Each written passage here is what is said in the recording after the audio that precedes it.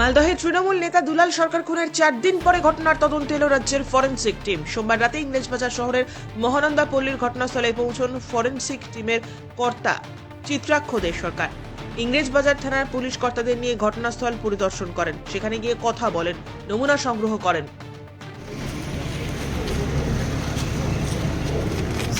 Sir কি দেখলেন sir? Sir কি দেখলেন? কি স্যাম্পল কালেক্ট করলেন? তদন্তের স্বার্থে কিছু বলা যাবে না এখন।